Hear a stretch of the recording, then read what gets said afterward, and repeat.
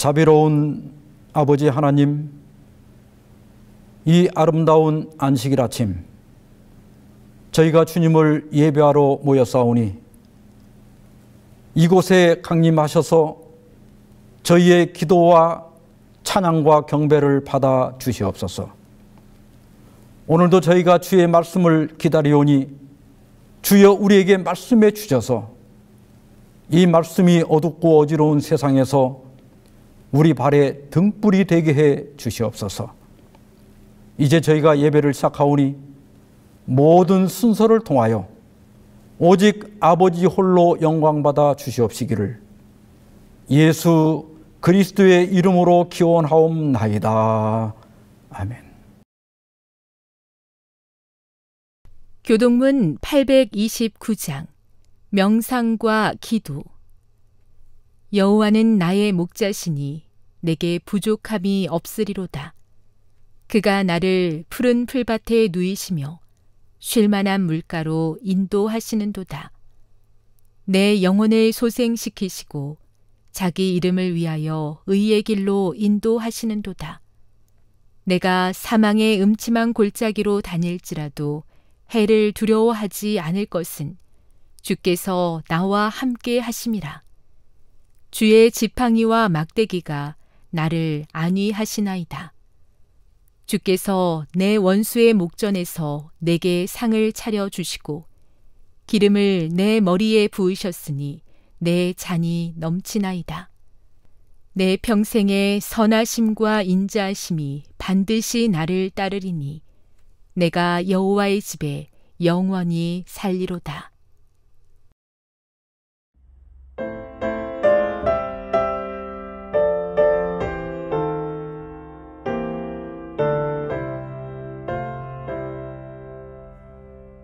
성소에 계신 하나님을 다 찬양하고 권능의 궁창 거기서도 주를 높이라. 나팔을 불고 비파를 뜯어 찬양해.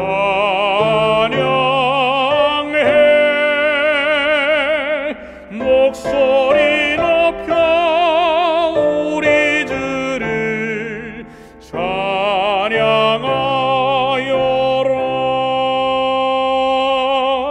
지극히 크신 하나님을 다 찬양하고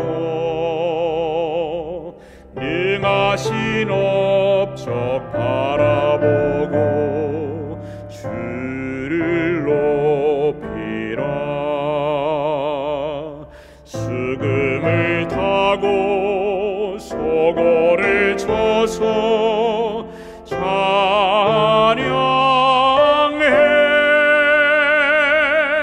어깨 춤추어 우리 주를 찬양하여라.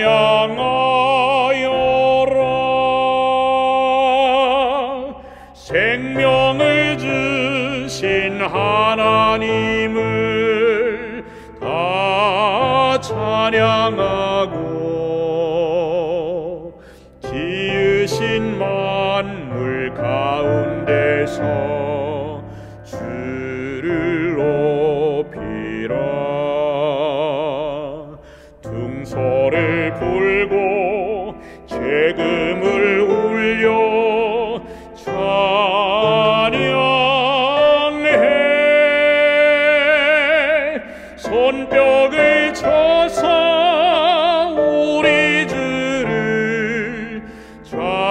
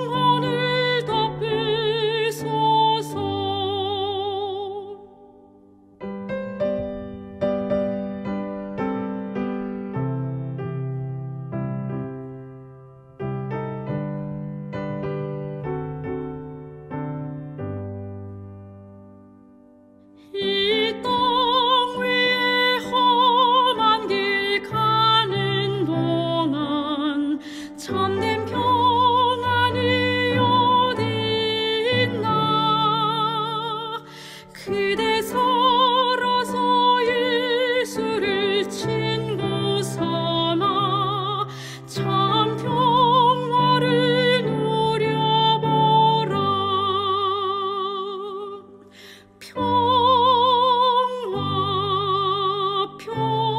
평화로다 하늘 위에서 내려오네. 그 사랑의 물결이 영원토록 내 영혼을 덮으소서.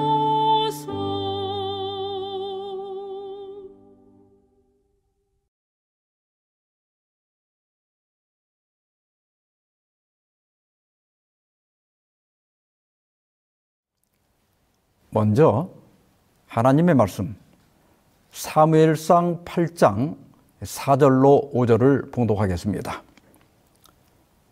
이스라엘 모든 장로가 모여 라마에 있는 사무엘에게 나아가서 그에게 이르되 보소서 당신은 늙고 당신의 아들들은 당신의 행위를 따르지 아니하니 모든 나라와 같이 우리에게 왕을 세워 우리를 다스리게 하소서 한지라. 이솝 우화에도 왕을 원한 개구리 이야기가 있습니다. 옛날 어느 연못에 한 무리의 개구리들이 살고 있었습니다. 연못의 물은 마른 적이 없고 먹을 것이 많아서 아무 걱정 없이 살 수 있었습니다. 그런데 평화스러운 나날이 계속되자 삶이 지루해졌습니다. 그래서 엉뚱한 생각을 하게 됩니다. 삶을 개선하기 위해서 왕이 필요하다는 겁니다. 그래서 신에게 왕을 달라고 했습니다. 신은 너희에게는 왕이 필요 없다고 했지만 그들은 계속해서 졸랐습니다. 그래서 하나님은 통나무 하나를 던져주었습니다. 통나무가 연못에 떨어지면서 큰 소리가 나고 물이 튀어오르자 놀란 개구리들이 물속으로 숨었습니다. 한참을 지나도 아무 일이 없자 슬금슬금 기어 나왔습니다. 처음에는 통나무 왕을 무서워했으나 통나무가 움직이지 못한다는 것을 알게 된 개구리들은 결국 통나무를 얕보게 되고 이제는 그 위에 올라가 뛰놀기까지 했습니다. 이 무능한 왕에게 실종이 난 개구리들은 더 능력 있는 왕을 달라고 졸랐습니다. 화가 난 신은 황새를 왕으로 주었습니다. 황새가 개구리들을 잡아먹기 시작하자 놀란 개구리들은 왕을 물러달라고 요청했지만 소용이 없었습니다. 자기들이 왕을 요구했기 때문에 그 결과도 담당해야 했기 때문입니다. 오늘 본문에서도 이스라엘 장로들이 개구리들과 똑같은 요구를 합니다. 물론 이유가 있었습니다. 미스바 전투에서 블레셋을 완전히 굴복시킨 후에 오랫동안 평화가 유지되었습니다. 사무엘은 매년 베델과 길갈과 미스바를 순회하며 이스라엘을 다스렸습니다. 그리고 자기의 고향 라마에 제단을 쌓고 거기서 제사장으로 봉사했습니다. 실로는 미스바 전투 때 법궤를 빼앗기고 엘리가 죽은 후에 파괴되어서 성막 기능을 완전히 상실했습니다. 사무엘은 선지자와 사사로만 활동한 것이 아니라 제사장의 역할도 수행한 유일한 사람입니다. 사무엘상 8장 1절과 2절입니다. 사무엘이 늙음에 그의 아들들을 이스라엘 사사로 삼으니 장자의 이름은 요엘이요 차자의 이름은 아비아라. 그들이 브엘세바에서 사사가 되니라. 세월이 흘러 이제 사무엘도 늙었습니다.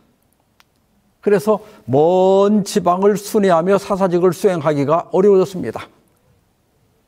그래서 두 아들을 보조 사사로 삼아 유다의 최남단에 위치한 부엘세바에 배치했습니다. 장자인 요엘의 이름의 뜻은 여호와는 하나님이시다 이런 뜻입니다. 차자인 아비야는 여호와는 내 아버지시다 이런 뜻입니다. 이것은 두 아들에 대한 사무엘의 신앙적 바램을 담은 이름입니다. 사무엘은 엘리의 두 아들의 타락과 그 가문의 몰락을 보면서 자신의 아들만큼은 신앙적으로 잘 키우고 싶었을 겁니다. 그런데 자식을 가진 부모는 죄인이란 말이 있습니다. 자녀를 낳고 기르는 것이 어려운 과제이고 부모의 역할에 대한 부담감과 책임감에 있어서 그렇다는 뜻입니다. 내 뜻대로 안 되는 게 자식입니다. 사회적으로 성공한 사람들이나 훌륭한 목사님들도 자녀의 신앙 교육에 실패한 경우를 종종 봅니다. 그의 아들들이 자기 아버지의 행위를 따르지 아니하고 이익을 따라 뇌물을 받고 판결을 굽게 하니라. 사무엘의 간절한 소망에도 불구하고 요엘과 아비야는 아버지의 뒤를 따르지 않았습니다. 이에 실망한 이스라엘 장로들이 라마로 가서 사무엘에게 왕을 달라고 요청합니다. 사무엘은 크게 상심했습니다. 지금 자신이 이스라엘을 다스리고 있는데 왕을 달라는 것은 자신에 대한 불신이기 때문입니다. 우리에게 왕을 주어 우리를 다스리게 하라 했을 때 사무엘이 그것을 기뻐하지 아니하여 여호와께 기도하며 여호와께서 사무엘에게 이르시되 백성이 내게 한 말을 다 들으라. 이는 그들이 너를 버림이 아니요 나를 버려 자기들의 왕이 되지 못하게 함이니라. 하나님께서도 몹시 섭섭하셨습니다. 그러나 먼저 사무엘을 위로하십니다. 너를 버린 것이 아니라 나를 버린 것이다. 그들은 내가 애굽에서 데리고 나올 때부터 오늘까지 걸핏하면 나를 버리고 다른 신들을 섬기더니 너에게도 그러는구나. 그러면서 그들의 말을 들어주라고 말씀하십니다. 이것은 단순한 허락이 아닙니다. 이것은 형벌적 허락입니다. 호세아는 하나님께서 분노하심으로 그들에게 왕을 주셨다고 했습니다. 스스로 왕을 세운 후에 그 결과를 당하게 두라는 겁니다. 아니, 하나님께서 미리 잘 타일러서 왕을 세우지 않게 하셔야지 왜 형벌적 허락을 하시는가? 일본의 무라카미 하루키가 쓴 직업으로서의 소설가라는 자전적 에세이집이 있습니다. 무라카미는 그가 어렸을 때 읽은 한 책을 소개합니다. 두 사람이 후지산을 구경하러 갔습니다. 첫 번째 사람은 산 기슭에 서서 산을 이리저리 살피더니 후지산이 이렇게 생겼구나 하고 돌아갑니다. 이런 사람을 천재형이라고 합니다. 그런데 두 번째 사람은 아무리 봐도 모르겠는 거예요. 그래서 땀을 뻘뻘 흘리면서 직접 산을 올라갑니다. 그 후에야 후지산이 이렇게 생겼구나 하고 이해를 합니다. 이런 사람을 노력형이라고 합니다. 세상에는 천재형이 더 많을까요? 노력형이 더 많을까요? 노력형이 훨씬 더 많습니다. 우리말에도 똥인지 된장인지 찍어 먹어봐야 아나라는 말이 있습니다. 천재형은 모양을 보거나 냄새만 맡아도 똥과 된장을 구별할 수 있습니다. 그런데 노력형은 그냥 봐서는 구분이 안 되고 찍어 먹어봐야 알 수 있습니다. 성경을 읽어보면 이스라엘 백성들은 노력형이 훨씬 더 많았습니다. 아니, 대부분이 다 노력형이었습니다. 그래서 사무엘은 왕을 세웠을 때 당할 일들을 자세히 설명해 줍니다. 너희 아들들을 군대로 끌고 가서 전쟁 도구로 삼을 것이다. 그리고 너희 딸들을 왕실 요리사로 삼을 것이다. 너희 밭을 빼앗아 신하들에게 줄 것이며 그래서 빈부격차가 생길 것이다. 너희 농산물의 11조를 거두게 되고 너희는 종교적 11조 외에 별도의 세금을 납부하게 될 것이다. 너희 남녀 종들과 짐승들을 빼앗아 왕국 사역에 사용할 것이다. 너희 양떼의 10분의 1, 즉 가축의 세금도 내야 할 것이다. 그리고 결론적으로 너희는 왕의 종이 될 것이다. 이 정도면 어떻게 해야 됩니까? 아이쿠 사사님, 왕 취소합니다. 그래야 하지 않습니까?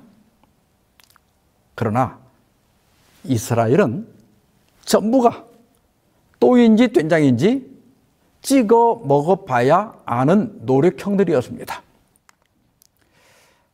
백성이 사무엘의 말 듣기를 거절하여 이르되 아니로소이다. 우리도 왕이 있어야 하리니 우리도 다른 나라들 같이 되어 우리의 왕이 우리를 다스리며 우리 앞에 나가서 우리의 싸움을 싸워야 할 것이니다 하는지라. 이게 이스라엘의 모습이고 또한 우리의 모습입니다. 하나님께서 그렇게 자세히 일러주어도 찍어 먹어봐야 하고 땀을 뻘뻘 흘리면서 산 꼭대기까지 올라가 봐야 그때서야 깨닫는 겁니다. 사사시대에는 각 지파가 독립적이었습니다. 중앙정부가 없기 때문에 지파 내에서 자유롭게 결정할 수가 있었습니다. 세금도 별로 없었고 개인의 자유도 보장되었습니다. 위기가 닥치면 하나님께서 사사를 일으켜 나라와 백성들을 구해주었습니다. 신정체제가 좀 어수선하기는 해도 누구의 지배를 받을 필요도 없었고 자유롭고 양심과 도덕을 따라 사는 정말 좋은 체제입니다. 그런데 이스라엘 백성들은 우리도 다른 나라들과 같이 되어야 한다고 주장했습니다. 부러워할 게 따로 있지. 중앙정부를 세우고 왕의 지배를 받고 세금을 납부하고 관리들이 백성의 군림에서 권력을 행사하고 자신들은 농노와 같은 신분으로 살겠다는 겁니다. 이런 미련한 백성들이 세상 천지 어디에 있겠습니까? 부조와 선지자 605, 606페이지입니다. 사람들이 하나님의 권고를 구하지 않거나 하나님께서 이미 밝히 드러내신 뜻을 거슬러 자기 방식대로 하기를 고집할 때 하나님께서는 때때로 그들의 원하는 바를 허락하신다.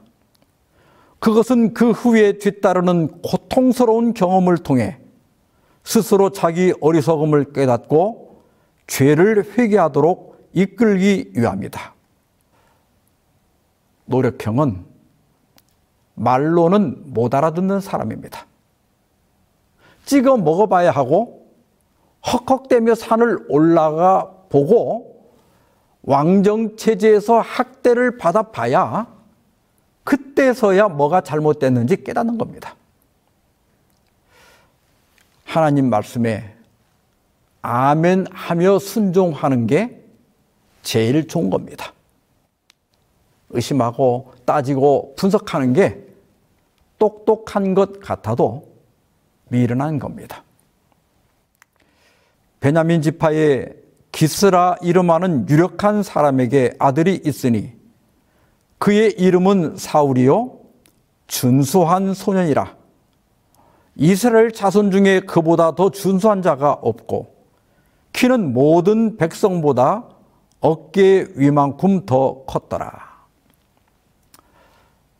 하나님의 허락을 따라 사무엘은 이스라엘의 초대 왕을 세우는 일정에 들어갑니다.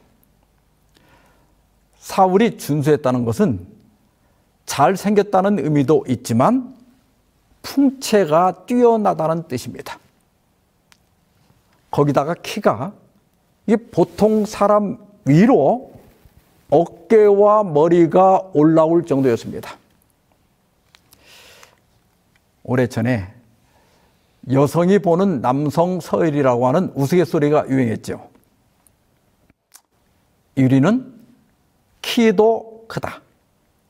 키도 크고 또 다른 뭔가가 있나 봅니다. 이위는 키만 크다. 아무것도 없어도 키만 커도 2위입니다. 3위는 키만 작다. 키는 작지만 다른 뭔가가 있는 모양입니다. 4위는 키도 작다. 키도 작고 아무것도 없으니 꼴찌라는 겁니다. 키가 우선이고 키가 기준입니다.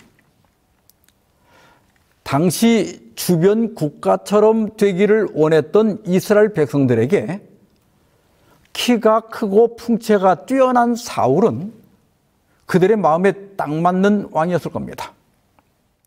그런데 12지파 중 가장 막내 지파인 베냐민 지파에 예루살렘에서 북쪽으로 약 5km 정도 떨어진 작은 성읍에 살던 사울이 어떻게 해서 이스라엘의 초대 왕이 될 수 있었을까요? 사울의 아버지 기스가 암나귀들을 잃고 그의 아들 사울에게 이르되 너는 일어나 한 사원을 데리고 가서 암나귀들을 찾으라 하매 일단 시작은 우연으로 시작됩니다. 어느 날 사울의 집에서 암나귀 몇 마리가 사라집니다. 아버지 기스는 사울에게 종 하나를 데리고 암나귀들을 찾아오라고 합니다. 사울은 사울 동안 에브라임 산지를 한 바퀴 다 돌면서 찾아봤지만 끝내 찾지 못하고 숲 땅이라는 산간 지역에 도착합니다. 마침 숲 땅은 사무엘이 살고 있는 라마와 가까웠습니다. 사흘이 지나자 그 당시에는 휴대폰도 없고 집에 연락할 길이 없잖아요. 사울은 암나귀는 고사하고 아버지가 걱정할 것 같으니 집으로 돌아가자고 합니다. 그러자 종이 말합니다. 저기 라마라고 하는 저 성읍에 하나님의 사람이 있으니 가서 암나귀가 어디 있는지 물어보면 어떻습니까? 사울은 종의 제안을 받아들여 라마로 올라가서 그 성읍에 들어가는데 마침 산당에 가려고 나오는 사무엘을 만나게 됩니다. 이 모든 과정이 우연처럼 보였지만 그러나 하나님의 섭리가 있었습니다. 사울이 오기 전날에 여호와께서 사무엘에게 알게 하여 이르시되 내일 이맘때에 내가 베냐민 땅에서 한 사람을 내게로 보내리니 너는 그에게 기름을 부어 내 백성 이스라엘의 지도자로 삼으라. 그가 내 백성을 블레셋 사람들의 손에서 구원하리라. 내 백성의 부르짖음이 내게 상달되었으므로 내가 그들을 돌보았노라 하셨더니 사무엘이 사울을 볼 때 여호와께서 그에게 이르시되 보라 이는 내가 네게 말한 사람이니 이가 내 백성을 다스리리라 하시니라. 어느 날 우연히 암나귀들이 도망을 갑니다. 사울은 암나기를 찾다가 우연히 라마에 갑니다. 그리고 우연히 성읍에서 나오는 사무엘을 만납니다. 인간적 관점에서 보면 이 모든 일들이 우연히 일어난 일들입니다. 그러나 그것은 우연이 아니었습니다. 사무엘과 사울이 만나도록 하나님께서 섭리하신 겁니다. 잠언 16장 9절에 사람이 마음으로 자기 길을 계획할지라도 그의 걸음을 인도하시는 이는 여호와시니라. 내가 계획하고 내가 결정한 것 같아도 우리는 하나님의 섭리 안에 있다는 사실을 기억해야 됩니다. 우연인 것 같지만 하나님의 섭리이고, 평범한 일인 것 같지만 하나님은 그 일을 통해 비범한 일을 이루십니다. 룻이 보아스를 만난 것도 그렇습니다. 룻은 보리 이삭을 줍다가 우연히 보아스의 밭에 가게 됩니다. 마침 그날 베들레헴에 살던 보아스가 일꾼들을 격려하려 왔다가 룻을 만나게 되고 결국 둘은 혼인까지 하게 됩니다. 그 룻과 보아스의 손자가 이세고 증손자가 다윗이고 그 가문에서 예수님이 탄생하게 됩니다. 우연처럼 보이는 평범한 일을 통하여 하나님은 비범한 일을 이루시는 겁니다. 사흘 전에 잃은 내 암나기들을 염려하지 말라. 찾았느니라. 사울은 사흘 동안이나 암나기들을 찾고 있었습니다. 따라서 사무엘은 하나님의 높은 부르심에 대해 말하기 전에 먼저 암나기를 찾은 것을 알려줍니다. 하나님은 우리의 세상적인 필요를 인정하십니다. 우리가 하나님의 사업에 헌신할 때 세상적 필요를 채워주실 것을 보장해 주십니다.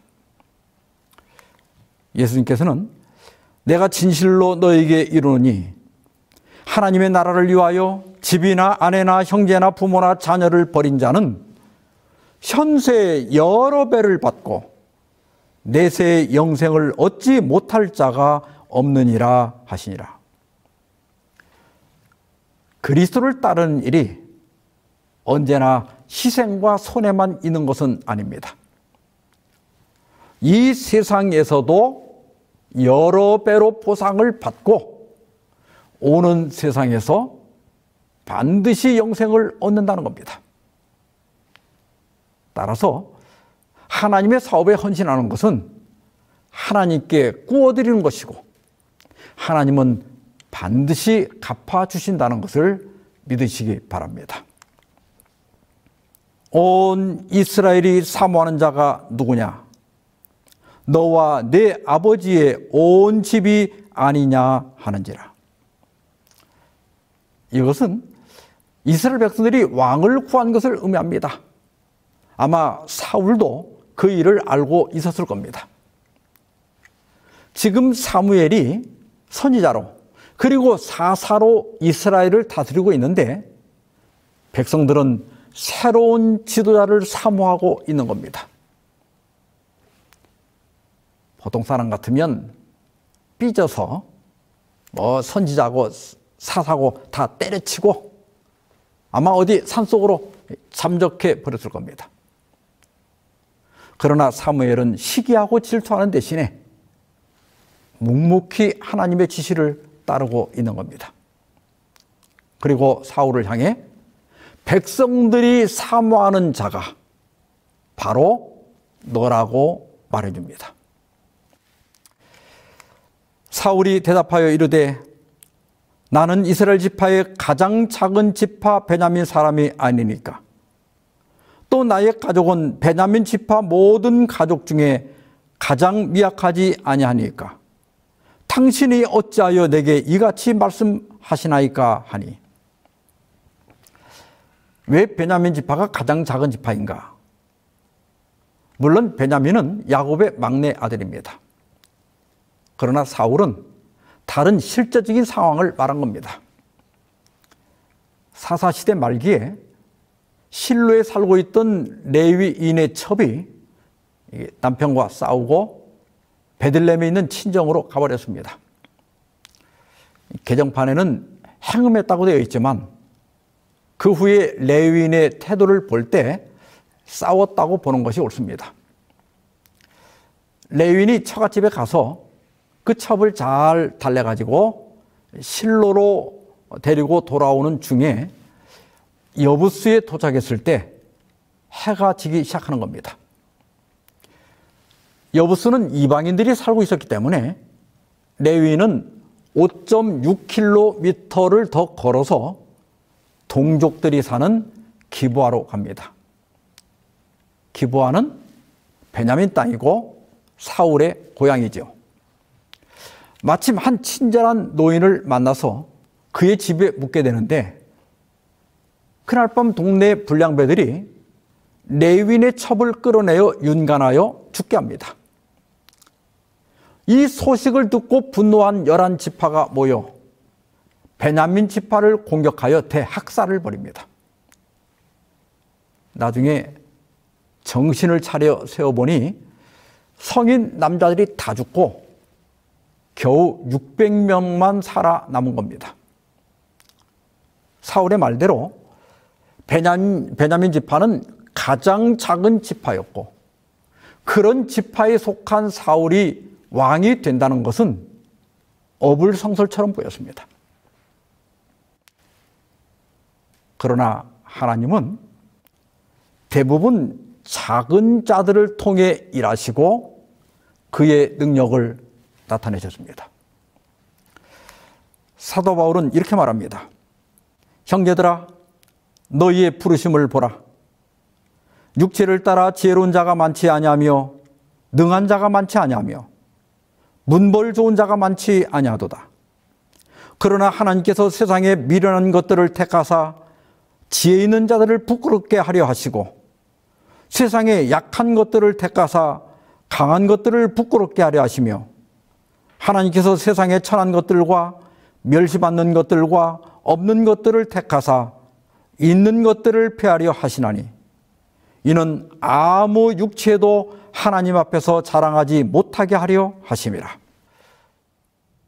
하나님께 필요한 사람은 능력이나 재능이 많은 사람이 아닙니다. 그건 이미 하나님께서 가지고 계시기 때문입니다. 하나님이 참는 사람은 겸손한 사람입니다. 왜냐하면 물이 낮은 곳으로 흐르듯 하나님의 능력은 겸손한 사람을 통해 나타나기 때문입니다. 다 그런 건 아니지만 머리가 좋고 많이 배우고 돈이 많고 재능이 많고 권력을 가진 사람들은 하나님을 별로 인정하지 않고 필요하지도 않은 것 같습니다. 웬만한 것은 자기가 할 수 있기 때문입니다. 그래서 하나님은 지혜롭고 능력 있고 문벌 좋은 사람이 아니라 약하고 천하고 멸시받고 없는 사람들을 택하셔서 그분의 일을 하신다는 겁니다. 욥기 22장 29절입니다. 사람들이 너를 낮추거든 너는 교만했노라고 말하라. 하나님은 겸손한 자를 구원하시리라. 누군가 너를 멸시하거나 짓밟거든 억울해하지 말고 내가 교만했나 봅니다 라고 말하는 겁니다. 왜냐하면 하나님은 겸손한 자를 구원하시고 겸손한 사람을 통하여 일하시기 때문입니다. 하나님의 부르심을 받았을 때 사울은 자신이 가장 작은 지파에 속해 있고 그 지파 중에서 가장 미약한 가족이라고 고백했습니다. 인간적으로 볼 때는 왕감이 안 되지만 하나님께서 볼 때는 왕이 되기에 가장 적합한 자질을 가지고 있었던 겁니다. 이에 사무엘이 기름병을 가져다가 사울의 머리에 붓고 입맞추며 이르되 여호와께서 내게 기름을 부으사 그의 기업의 지도자로 삼지 아니하셨느냐. 어느 날 갑자기 내가 이런 일을 겪는다고 생각해 보십시오. 아마 믿어지지 않을 겁니다. 그래서 사무엘은 이 일이 하나님의 권위로 이루어진 것이라는 것을 증거하기 위해서 세 가지 예언을 합니다. 첫째는 라헬의 묘실 곁에서 암나귀를 찾았다는 소식을 듣게 될 것이다. 사울이 사흘 동안 찾아 헤매도 찾을 수 없었지만 암나귀들을 단번에 찾은 것은 하나님의 능력을 확신하게 할 겁니다. 둘째는 다볼 상수리 나무에서 떡 2덩이를 받을 것이다. 세 사람이 하나님께 제사 드리기 위해서 가져갔던 3덩이의 떡 중에 2덩이를 준 것은 사울이 지도자가 된 것에 확신을 줄 것이었습니다. 셋째, 기브아의 산당에서 선지자의 무리를 만날 것이며 그때 여호와의 신이 임해 너도 예언할 것이다. 예언한다는 것은 미래를 말한다는 게 아니라 성령에 감동되어 마음에서 우러나오는 찬미를 부르는 행위를 가리킵니다. 하나님께 큰 감동을 받아 그 마음의 전적인 변화가 일어나는 겁니다. 모세가 불붙은 떨기나무 아래에서 순식간에 이스라엘의 해방자로 변한 것처럼 또 어린 소년 다윗이 하나님의 군대를 모욕하는 골리앗을 보는 순간 격분하여 나선 것처럼 주저하던 사울은 이제 자신의 소명을 받아들이게 됩니다.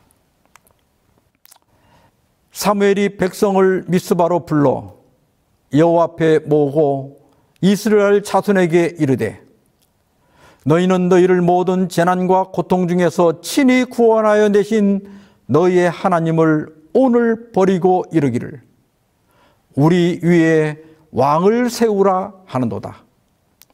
그런즉 이제 너희의 지파대로 1000명씩 여호와 앞에 나오라 하고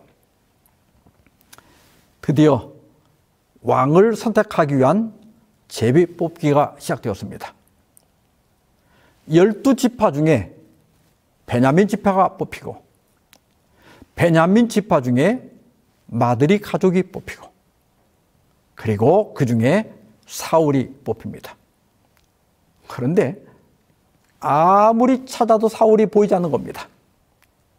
그래서 하나님께 물었더니 그가 짐 보따리들 사이에 숨었다고 알려주십니다. 그들이 달려가서 거기서 그를 데려오매 그가 백성 중에 서니 다른 사람보다 어깨 위만큼 컸더라. 사무엘이 모든 백성에게 이르되 너희는 여호와께서 택하신 자를 보느냐? 모든 백성 중에 짝할 리가 없느니라 하니 모든 백성이 왕의 만세를 외쳐 부르니라. 사울은 하나님을 버리고 세상을 쫓는 백성들에게 딱 맞는 왕이었습니다. 사무엘은 그 자리에서 왕정 국가의 제도들을 가르치고 그것을 책으로 기록하고 그 다음에 모든 백성을 집으로 돌려보냈습니다. 아직은 왕정 국가 초기라서 조직을 제대로 갖추지 못했고 사울은 자기 고향 기브아에서 통치를 시작했지만 그러나 각 지파는 여전히 자치권을 갖고 있었습니다. 어떤 불량배는 이르되 이 사람이 어떻게 우리를 구원하겠느냐 하고 멸시하며 예물을 바치지 아니하였으나 그는 잠잠하였더라. 여기 언급된 불량배는 아마 가장 강성했던 유다 지파나 에브라임 지파 사람들이었을 겁니다. 그들은 가장 작은 베냐민 지파에서 왕이 선출된 것에 불만을 가졌을 겁니다. 그러나 사울은 잠잠하였더라. 나중에 사울이 잘못되긴 했지만 하나님께서 애초에 왕을 잘못 뽑은 것이 아닙니다. 종의 제안을 받아들여 사무엘을 만나러 간 것이나 사무엘의 통보를 받고 자기의 연약함을 고백한 것, 그리고 왕으로 선택됐을 때 진보다리 사이에 숨은 것, 그리고 불량배들의 멸시를 잠잠히 참은 것은 그가 왕이 될 좋은 자질을 가졌다는 것을 증거하고 있습니다. 그런 좋은 자질을 가진 사울이 어떻게 타락해 가는지 다음 시간에 살펴보도록 하겠습니다. 사랑하는 성도 여러분, 오늘 말씀을 마치면서 과연 나의 왕은 누구인지 점검해 보시기 바랍니다. 내가 하나님 외에 더 사랑하는 것이 있는지, 혹은 가정이나 교회에서 내가 왕 노릇하고 있지는 않은지 나 자신을 점검해 보시기 바랍니다. 사람이 왕이 되면 결국 개구리를 잡아먹는 황새가 되기 십상입니다. 오늘 이 시간 다 같이 고백하십시다. 주님만이 나의 왕이십니다. 기도하십시다. 자비하신 하나님 아버지, 저희도 때때로 사무엘을 버렸고 때때로 하나님을 버렸습니다. 제 문제를 사람의 힘으로 해결하려고 기도 없이 판단했습니다. 그러나 이제 다시 고백합니다. 하나님만이 나의 왕이십니다. 사람을 의지하지 않게 하시고 제 감정이 왕이 되지 않게 하시고 제 경험과 계산이 왕 노릇하지 않도록 도와주시옵소서. 이제부터는 오직 주님의 말씀만이 내 삶의 최종 권위가 되게 해 주시옵시기를 예수님의 이름으로 기도하옵나이다. 아멘.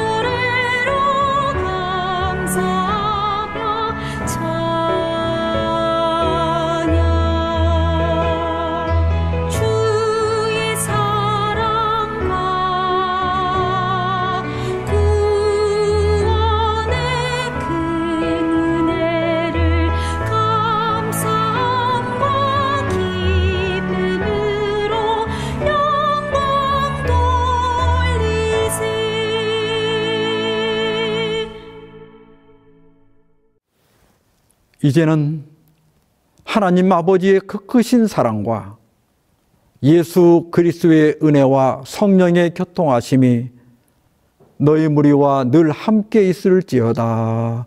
아멘.